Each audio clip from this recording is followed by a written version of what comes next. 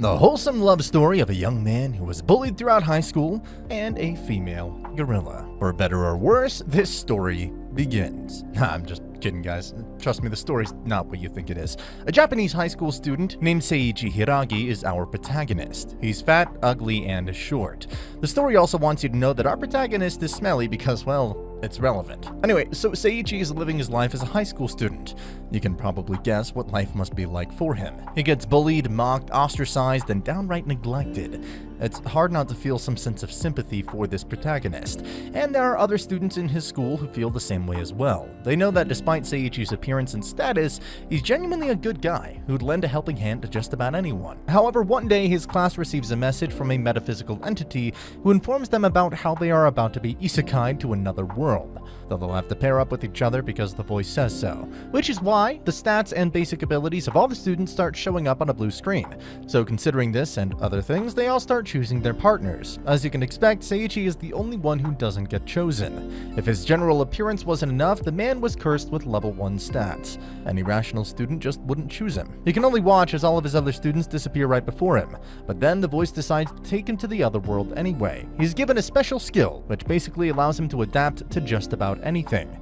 But instead of the civilization where the others were teleported, Seiichi ends up in the middle of nowhere. It's like the Amazon rainforest, just a massive jungle where it's him and the animals. Seiichi soon finds a fruit which tastes disgusting, and no, it's not a devil fruit. What we have here is the fruit of evolution. Eating this fruit somehow causes a change to happen in his body. He loses some body fat, and a robotic voice tells him about how the fruit he ate basically helps things evolve. So he continues to find ways to survive. Sometimes he steals food and this fruit from the animals, sometimes he does something else, but before he knew it, he had lost most of his body fat, he had gotten taller, and was now looking more like a harem protagonist. This way of life continues for over 5 months, during which he never comes across another human. And then one day, a rare reddish-pink gorilla shows up. Things look like they could go wrong because this gorilla is something akin to a final boss, but Seiichi's physical appearance and demeanor impress her so much that she instantly falls in love with him. You heard that right, this female gorilla is now in love with our protagonist. Seiichi is rather reserved because he doesn't really swing that way, however he continues to humor her as she starts doing housewife things for him. She takes care of things, washes his clothes, makes food, and even explains how this world works. When he tries to escape, she finds him and brings him back. She's basically his wife, and so from this point forward, we'll be addressing her by her real name, which is Saria. These easygoing days continue until one day when he tries to escape again, only to then come across a certain cave, which Saria had warned him about. It is here that Seiichi realizes that there's more than one boss-level enemy in this forest. Inside the cave was an undead knight. First, he's surprised by Seiichi's entrance. He didn't know there were any humans out here in the forest, but then that surprise turns to contempt as the knight prepares himself to kill our protagonist. And he was definitely strong enough to do so. Seiichi's life was in danger, but right at the critical point when a sword strike is going to end him, Saria shows up right between the strike and Seiichi and ends up taking the sword in his stead. Until this point, Seiichi wasn't really as serious about Saria as she was, but seeing her basically give her life to save him was eye-opening. Tears start flowing out of his eyes as he realizes just how ungrateful he's been of Saria. Her soul fades away, and the sadness turns into anger as Seiichi braces himself to stop the undead knight. And using a little bit of this and that, he somehow manages to win. He kills the undead knight and hence in turn also ends up freeing the man's soul. Following this battle, Seiichi shares a few moments with Saria's soul. They both tear up, and as a display of their love for each other, they share a kiss. But fate works in mysterious ways, because the moment he kisses Saria, she evolves into a glorious girl with radiant red hair, just lying there in all her naked glory. Congratulations! Your gorilla has evolved into an anime waifu. And just like how Saria evolved, Seiichi evolves as well. Over the past 5 or so months, he has had plenty of subtle evolutions. He was already good looking, but now with this one, Seiichi turns into a tall, handsome, and fit young man. His physical appearance has done a 180 compared to where he was before coming to this world. Now handsome, Seiichi's about to share a pleasant moment with Saria when a sheep-like mascot character pops up out of nowhere and reveals himself to be the administrator of this dungeon. He gives Saria a beautiful white dress and Seiichi a helmet, which will later reveal itself to be a robe because, well, magic, and then teleports them outside of this forest. Their journey together had only just begun. As for Seiichi's classmates from back in school, they're doing well, I guess, in the sense that they're being actively trained, but unlike what they may have expected in the beginning, this seems more like physical training class. Where is the fun, the effort, and the adventure? They all wonder. Their goal is to defeat the demon lord so why isn't the reality of their training matching that vibe? By the way, a few students seem genuinely concerned about Seiichi. Little do they know that their loser buddy has already gotten married. Going back to Seiichi and Saria, they travel through the lands, kill slimes, and Seiichi's helmet turns into a robe like it was supposed to. Soon enough, they arrive at the royal capital of Wimberg and try to join the local adventurers guild. In doing so, they will also get official IDs. Once inside, all they see are perverts, shamelessly engaging in their fetishes out in the open. Seiichi was alright, but he didn't want his sweet wife seeing all this, so he decides to walk out with her, but they're stopped by the guild master, who then introduces them to an astounding girl named Artoria. They'll now have to finish some jobs under her supervision to become official members. Her pretty chocolate skin and brazen clothes make her look like she's tough nut to crack, but Artoria is just a sweet and kind girl who only ever wants to do good. Saria starts by looking after some kids in a church, while Seiichi takes care of a building demolition, and then he also walks a noble lady's dog. All in all, our duo manages to accomplish these swift tasks quite quickly. Though moving on, Artoria asks him to take something more akin to an official test, and yes, considering how Seiichi and Saria got here, this was easy enough for them. That is, until they fall into a trap and get teleported into a dungeon. This dungeon is presumably inhabited by the Black Dragon God, and now that they're here, they find themselves trapped in an astounding labyrinth. A wall pops up out of nowhere and separates Artoria from the other two. While she has to fight things, the other two end up coming across a chest, which allows them to level up even more. Artoria keeps moving forward, but sadly ends up in the deepest reach of the dungeon, right where the Black Dragon God resides. Honestly, this girl has no luck at all. There's actually a myth in the world of this story where whoever runs into the Black Dragon God has the worst luck. As you can expect, she's left with no choice but to fend for herself against this dragon god, and the poor girl stands no chance. She was at the brink of death when suddenly Seiichi and Saria pop up and save her life. Seiichi now has to fight the dragon himself, but it's a level 5000 beast. To put this in perspective, when he was summoned, he was level 1. Saria was the level 1000 gorilla, and then the undead knight was level 1500. These two were tough opponents for him, which is why it's easy to see how Seiichi may have a tough time against this.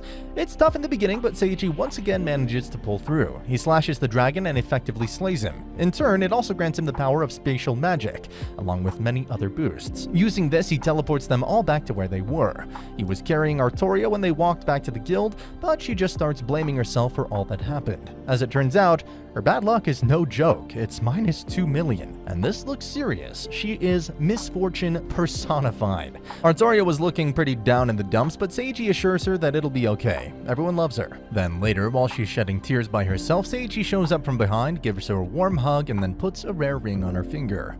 It was something he found back in the dungeon. It's pretty much a confession. Conveniently, the ring had special abilities which nullified her bad luck and blessed her with good luck instead. Everything Seiichi did makes her so happy that our sweet chocolatey girl turns bright red, pushes Seiichi away, and then runs. Classic Sundari moment. Subsequently, a high authority in the Demon Lord's army hears about the Black Dragon God's death. They wonder if someone has started a war between the humans and the demons again. Now Seiichi realizes that it's about time he started looking for any information he could find about his classmates. He goes to the royal library and starts hitting the books. Meanwhile, Artoria is hopelessly in love with him, so much so she can't stop clustering for a single moment. Seiichi was also thinking about Artoria. He wanted to make things up with her, and that was bothering him.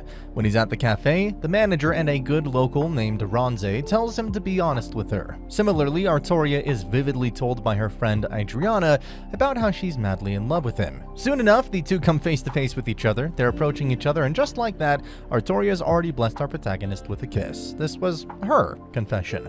Although she knows that he already has Saria, she wants to be with him as well. Surprisingly enough, Saria witnesses this and just casually gives them permission to be lovers.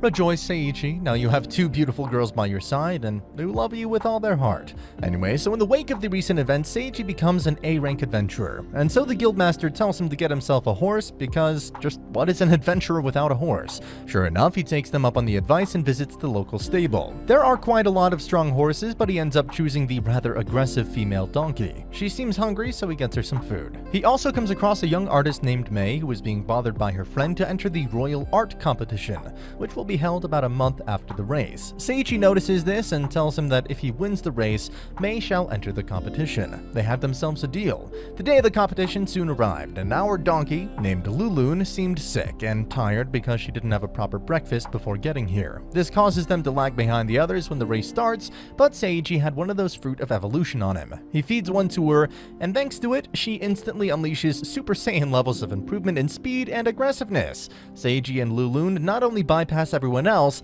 they also destroy the traps that were set up by those who were ahead. They end up finishing in first place, and guess what? Thanks to that fruit of evolution, Lulu turns into a donkey girl. It leads to yet another embarrassing scene because she obviously didn't have any clothes on. But for what it's worth, Seiichi now has 3 girls. All 3 of them were having a moment with him, but then he was escorted to the castle by the Valkyries. This development is because he won first place in the race.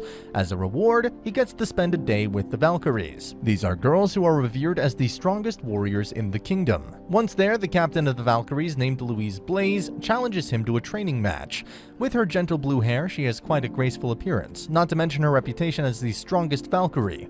That's not an individual that should be taken lightly in any context. At first, Seiichi thinks he wouldn't be able to stand a chance against her. But when their duel begins, he neatly dodges her attacks and disarms her before she knows it.